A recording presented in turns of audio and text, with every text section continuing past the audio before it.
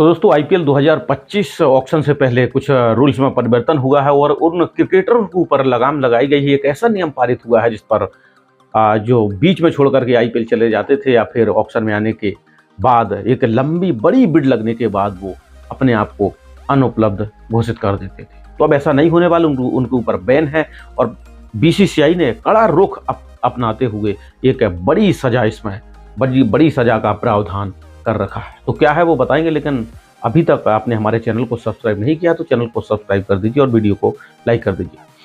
तो आईपीएल 2025 से पहले बीसीसीआई और आईपीएल के जो सेक्रेटरी है उन्होंने उसमें रूल में परिवर्तन किया है और नियम ये है कि अगर कोई प्लेयर, बहुत सारी फ्रेंचाइजी के साथ धोखे होते थे कि उनको एक बड़ी रकम के साथ खरीद लेते थे, इसके बाद वो अपने आप को आईपीएल शुरू होने से पहले अनुपलब्ध घोषित कर देता था। अब ऐसा नहीं होगा। अगर मान लीजिए जॉस बटलर को किसी फ्रेंचाइजी ने खरीदा है और ऑक्शन में खरीदने के बाद बटलर अपने आप को इंजर्ड बताते हैं या खुद किन्हीं और कारणों की वजह से आईपीएल 2025 में शिरकत नहीं करेंगे तो उनके ऊपर बैन होगा।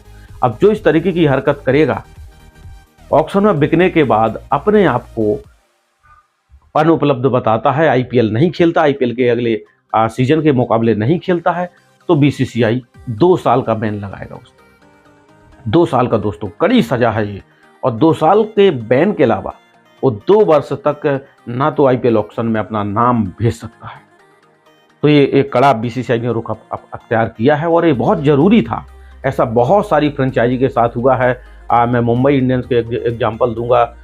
जोफ्रा आर्चर ने ऐसा किया था। मुंबई ने एक बड़ी कीमत के साथ ऑक्शन में खरीदा था, लेकिन आईपीएल शुरू होने के पहले अपने आप को अनुपलब्ध घोषित कर दिया था और फिर मुंबई को तगड़ा नुकसान हुआ था। ऐसा कई बार हुआ है। मुझे याद आता है एक इंग्लिश बल्लेबाज थे, उन्होंने एक फ्रेंचाइजी को सनराइजर हैदराबाद को शायद धोखा दिया था। तो ये तमाम तरीके की घटनाएं लगातार जो आईपीएल में किसी ना किसी फ्रेंचाइजी के साथ होती रहती है। अब ऐसा नहीं होगा। अगर कोई प्लेयर ऑक्शन में बिकता है और फिर आईपीएल नहीं खेलता है तो उस पर कड़ी कार्रवाई होगी, 2 साल का बैन होगा और पैसा भी नहीं मिलेगा और 2 साल तक आईपीएल के किसी भी मिनी ऑक्शन हो चाहे मेगा ऑक्शन, उसमें भाग नहीं ले सकता, अपना नाम नहीं भेज सकता है। अगर अब कोई ऑक्शन में जाता है प्लेयर, चाहे वो इंडियन हो चाहे फॉरेनर, अगर ऑक्शन में जाता है और वो बिकेगा तो उसे खेलना होगा। सिर्फ एक शर्त पर उसको छोड़ा जाएगा, उसको माफ़ किया जाएगा। अगर बोर्ड, मान लीजिए कोई इंग्लिश बल्लेबाज है या फिर ऑस्ट्रेलियाई बल्लेबाज है और बोर्ड डिक्लेयर करता है कि हमारा प्लेयर इंजर्ड है और क्रिकेट खेलने की स्थिति में नहीं है, तब फिर उसे बीसीसीआई जो है रिलीज कुछ राहत देगी। अगर बोर्ड नहीं कहता है, बोर्ड क्लियर नहीं करेगा कि प्लेयर हमारा इंजर्ड नहीं है, तो फिर उसे खेलना होगा। नहीं खेलेंगे 2 साल का बैन होगा। 2 साल तक किसी भी ऑक्शन में आईपीएल के भाग नहीं ले पाएंगे। प्लेयर खुद डिसाइड नहीं करेगा कि मैं इंजर्ड हूँ, मेरा ये जरूरी काम है, इस वजह से मैं आईपीएल नहीं खेल सकता। प्लेयर की नहीं सुनी जाएगी। उस कंट्री का जो बोर्ड डिसाइड करेगा कि हमारा प्लेयर वाकई में क्या खेलने लायक नहीं है, और अगर खेलने लायक है, खेलने नहीं जाता है, ऑक्शन में बिका है, तो फिर 2 साल का बीसीसीआई बैन लगाएगी। 2 साल तक आईपीएल नहीं खेल पाएंगे किसी भी फ्रेंचाइजी के लिए और 2 साल तक किसी भी ऑप्शन में अपना नाम भी नहीं भेज पाएंगे।